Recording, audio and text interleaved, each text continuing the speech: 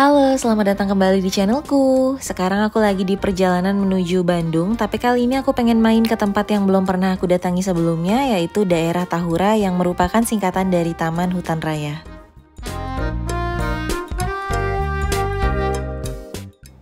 Nah, pas udah sampai Bandung, kebetulan ini juga udah jam makan siang, jadi kita langsung menuju ke restoran Jepang namanya Rui. Jadi restoran ini tuh lumayan lagi hits ya, padahal ini kan lagi weekday, tapi kita harus ikut waiting list untuk bisa dapat table. Sambil nunggu dapat table, semua yang lagi antri dikasih es krim vanila. Akhirnya kita masuk juga setelah antri sekitar 20 menit, kemudian kita dikasih buku menu yang foto-foto makanannya itu menggiurkan semua. Ini aku bukain buku menunya biar kamu bisa lihat ada apa aja dan berapa kisaran harganya.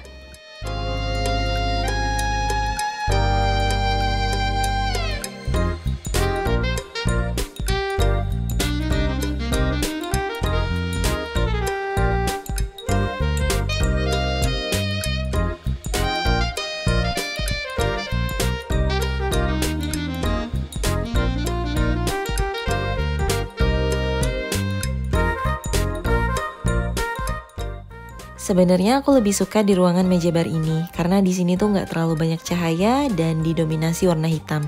Jadi berasa eksklusif dan lebih adem aja. Tapi sayangnya, kalau mau duduk di sini dan pesan banyak, pasti nggak bakal muat.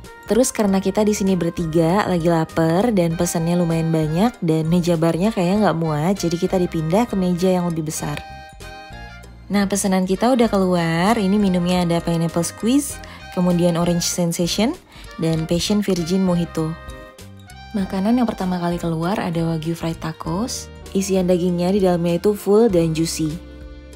Kemudian yang ini namanya wagyu yakimeshi, disajikan dengan hot plate dan cara makannya tuh disiram dulu dengan sausnya, terus diaduk-aduk.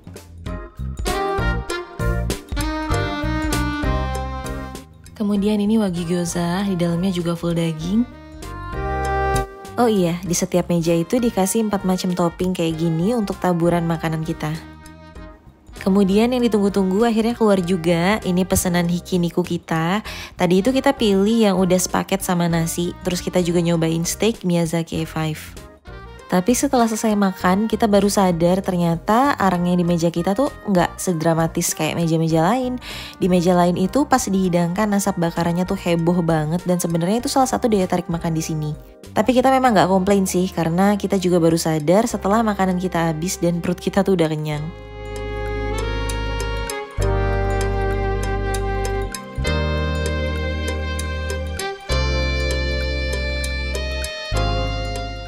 Nah ini dia hikiniku dan Miyazaki A5 steaknya, dan langsung aku cobain mumpung masih panas.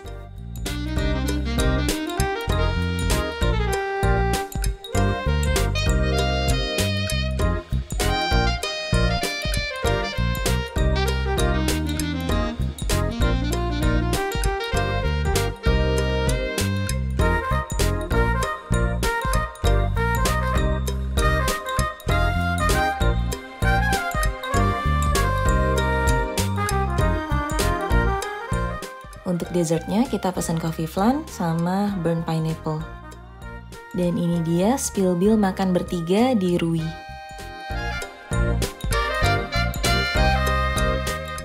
Nah setelah perut udah kenyang, sekarang kita lanjutkan perjalanan lagi ke penginapan di daerah Tahura. Sepanjang jalan pemandangannya hutan serba hijau bikin seger mata, walaupun akses jalannya agak sulit ya karena kecil dan menanjak. Jadi kalau mau ke daerah Tahura ini, kondisi mobil harus benar-benar bagus dan harus jago nyetirnya. Area Tahura ini adalah tempat yang mungkin gak bakalan muncul kalau kamu cari dengan keyword wisata Bandung, Bandung Place to Go, atau Bandung Itinerary. Aku tanya ke teman-temanku pun ternyata masih banyak yang belum pernah kesini. Karena orang luar Bandung masih banyak yang belum tahu dan sekarang baru mulai rame pengunjungnya. Dan itu pun masih belum sampai viral sih. Mungkin itu sebabnya penginapan dan tempat wisata di daerah Tahura ini rata-rata bangunannya masih baru. Dan kebanyakan konsepnya cabin atau villa gitu. Sesuai dengan daerahnya yang dikelilingi hutan alami.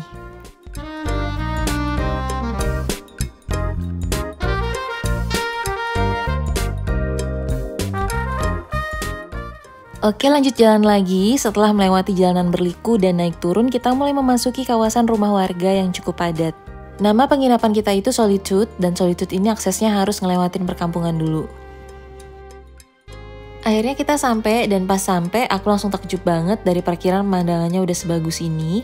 Konsep desainnya juga keren banget. Dalam satu area penginapan hanya ada 7 villa, jadi ada kesan eksklusif tapi nggak terlalu sendirian. Di depan parkiran tadi lumayan padat rumah warga, tapi begitu masuk penginapan vibes-nya langsung beda, tenang dan nyaman. Sesuai namanya, Solitude, konsep penginapannya tuh private, tenang, dan menyatu dengan alam. Jadi kalau kamu pengen cari penginapan dengan tujuan healing, tempat ini tuh bener-bener cocok banget.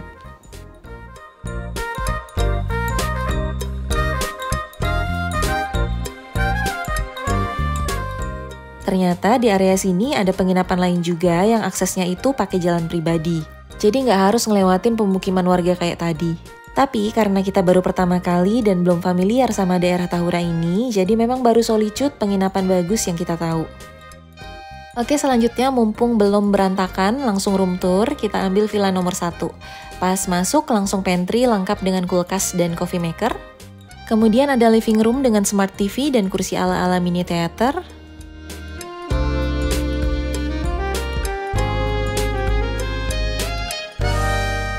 Lalu kita naik tangga ke atas karena dalam satu villa ada 3 lantai. Di lantai 2 ini ada 2 queen bed dan di lantai 3 ada matras yoga, tapi aku males manjat.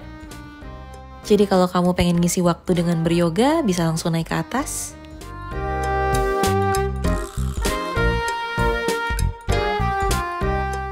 Kita lanjut ke kamar mandi ya. Kamar mandinya tuh cakep, bersih, dan tentu saja desainnya keren banget.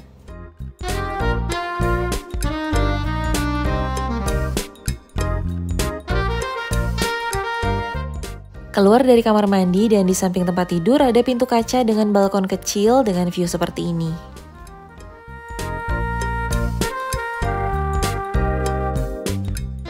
Kita balik lagi ke bawah karena aku mau tunjukin ke kamu bagian luar dari villa.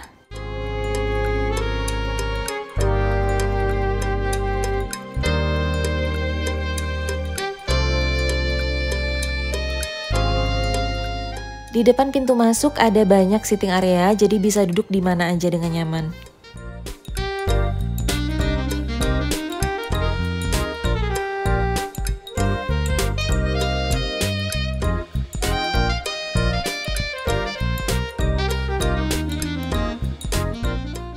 Kemudian ada bathtub outdoor lengkap dengan water heater. Terus khusus villa nomor 1 ini kita bisa lihat rusa secara langsung dari kamar.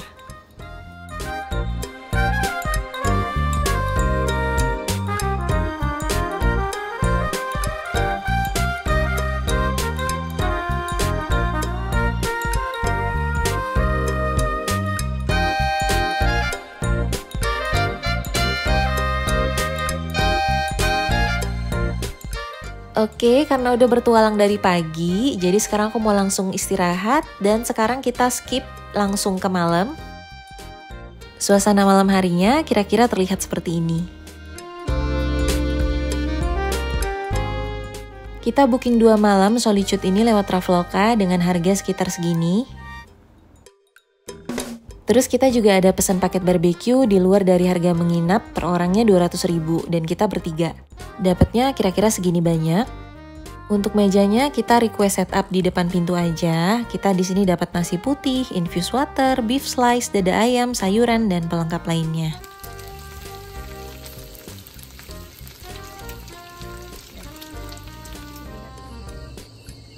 Kita juga nambah additional bonfire biar lebih berasa suasana nginep di hutannya. Tapi harganya aku bener-bener lupa, mungkin sekitar 150.000 ya. Ini lagi dinyalain sama mas-masnya.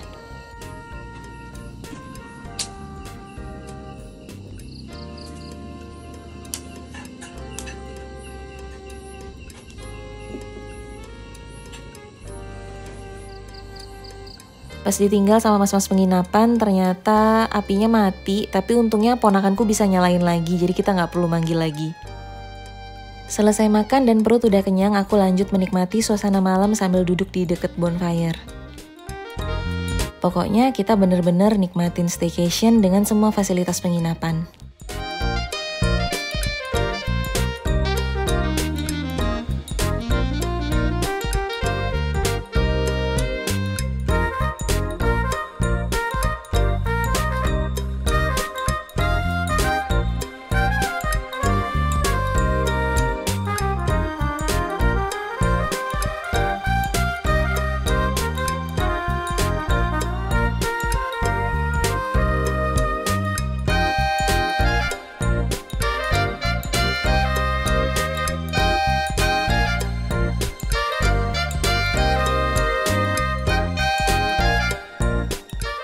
Lanjut ke pagi, kita disambut dengan suasana gerimis dan pemandangan dari dalam villa. Kita juga udah pesen sarapan lontong kari. Oh iya, harga penginapan belum termasuk sarapan ya. Sarapannya ini harganya semuanya sama, 60.000 per porsi. Isiannya banyak dan sangat mengenyangkan. Sebenarnya banyak pilihan menu sarapan, tapi kita pengennya lontong kari semua. Dan kalau mau tambah breakfast, nggak bisa pesan dadakan ya. Minimal sehari sebelumnya kasih info dulu mau pesan apa.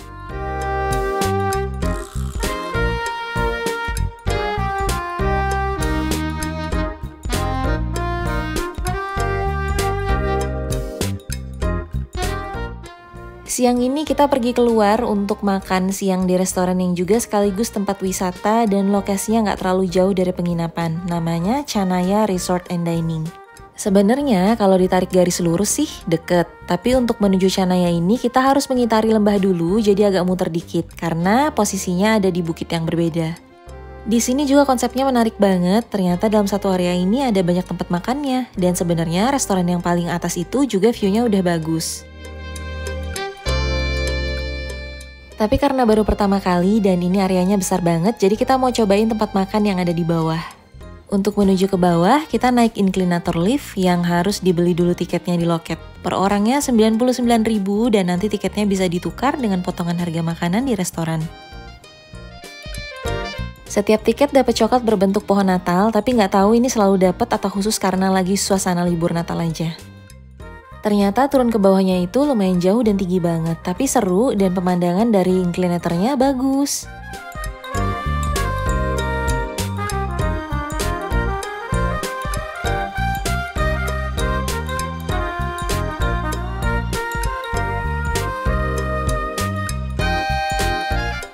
Turun dari lift, kita langsung jalan menuju resto dan di sepanjang jalannya penuh dengan dekorasi Natal.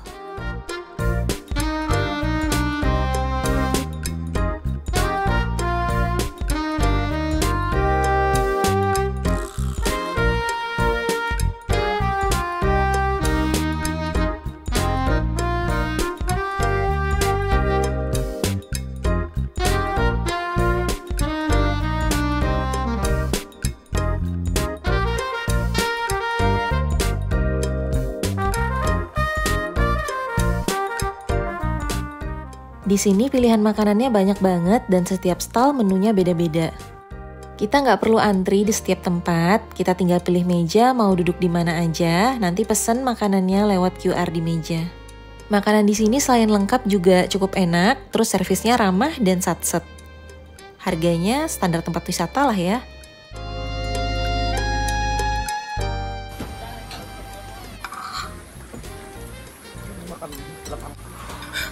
Ya malah itu mendesak yang ambil.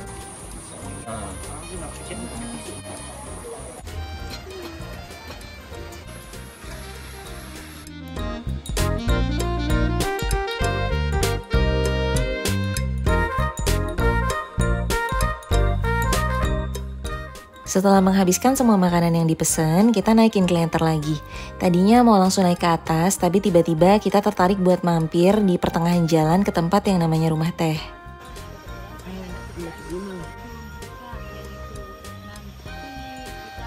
Jadi rumah teh ini bentuknya kayak rumah kaca, terus di bagian depan ada meja display tanaman dan pajangan, dan kayaknya sih ini bisa dibeli ya karena ada tagnya gitu.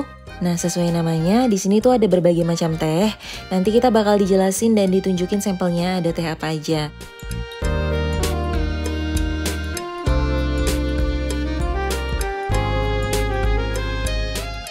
Terus di sini juga ada cookies dalam toples kue cantik gitu sebagai teman minum tehnya. Vibes-nya tuh feminim dan girly ya, bisa menikmati teh dengan tenang di tengah hutan sambil duduk cantik di balkon rumah kaca. Kalau udah sampai ke Canaya, menurut aku oke banget sih ini buat sekalian dicoba. Tapi ini karena udah kenyang dan cuma iseng mampir, jadi kita cuma pesen satu teh biar nggak penasaran aja. Waktu disajikan, tehnya bakal dibantu seduh dengan cara yang benar sama masnya. Ini namanya Blue Harmony, teh campuran dari bunga telang dan teman-temannya, makanya warnanya biru. Dan nanti kalau udah terinfus sempurna, warnanya bakal jadi lebih keungu.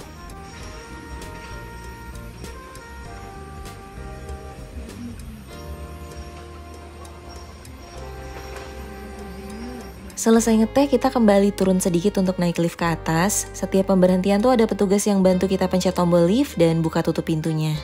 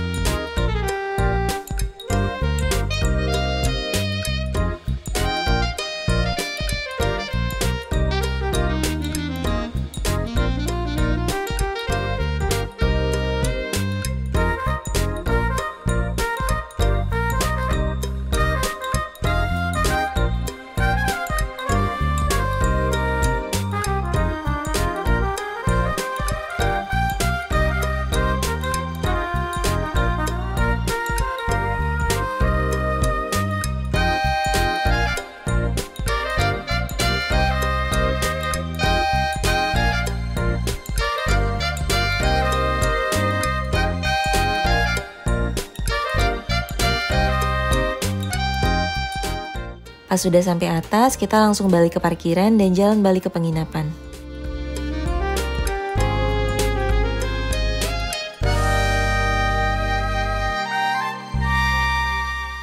Kurang lebih situasi jalannya tuh kayak gini ya. Sesekali kita tuh akan menemukan ada beberapa villa dan penginapan di sepanjang jalan, tapi jalannya tuh kayak ngepas dan mesti gantian kalau papasan. Tanjakan sama turunannya juga lumayan ekstrim.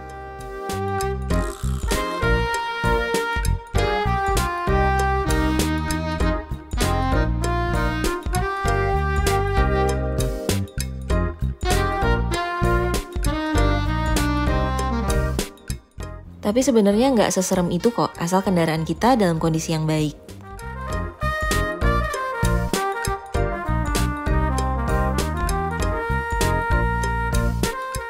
Dalam beberapa menit kita udah sampai lagi di penginapan. Pas banget timingnya tiba-tiba hujan deres, aku langsung request minta siapin bathtub ke butler karena aku pengen berendam.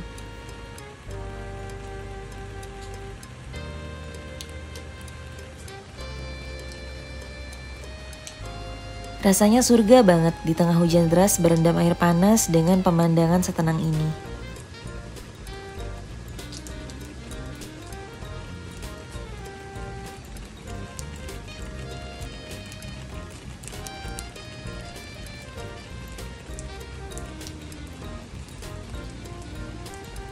Beberapa kali terlihat kawanan monyet liar di antara pohon-pohon, terus aku agak deg-degan, tapi sebenarnya mereka tuh nggak ganggu sama sekali.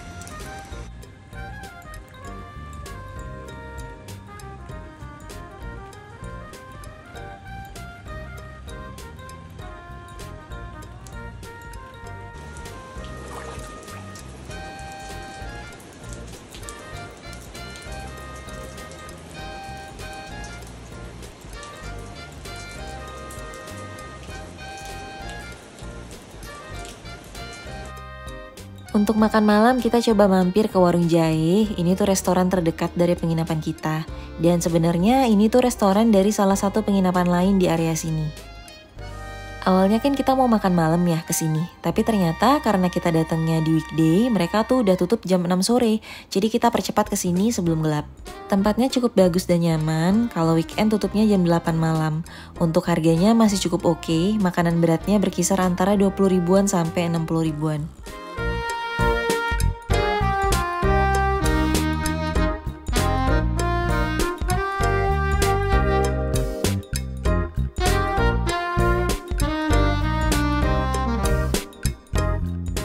Orderan pertama yang keluar ini minuman namanya es cincau organik yang ternyata aku suka banget. Cincau sama gula merahnya berasa, kita sampai nambah pesan lagi. Untuk makanannya nggak mengecewakan, tapi nggak yang enak gimana-gimana juga. Standar restoran aja, tapi penyajiannya cantik dengan bahan-bahan masakan yang segar. Yang ini nasi timbelnya. Kemudian yang ini nasi liwet. Ini nasi goreng cikur. Dan yang ini pisang goreng gula aren. Lanjut ke besoknya, ini kita udah check out. Kemudian arah pulang ini kita lewat jalannya Jahe. Jalan ini menurun banget tapi lebih lebar dan mulus. Kemudian kita melewati jalan yang sama dengan yang kita lewati kemarin pas datang dan siap-siap perjalanan beberapa jam menuju Depok.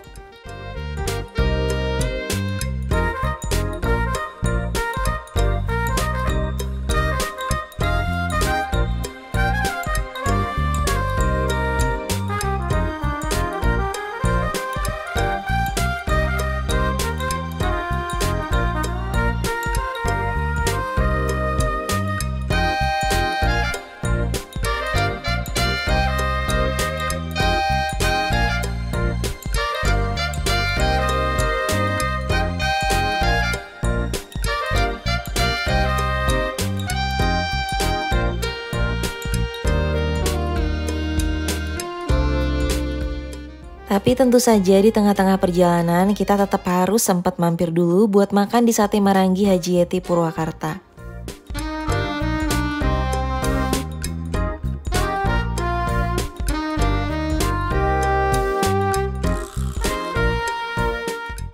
Oke, sekian dulu video kali ini. Semoga bisa ngasih ide jalan-jalan buat kamu yang mau main ke Bandung.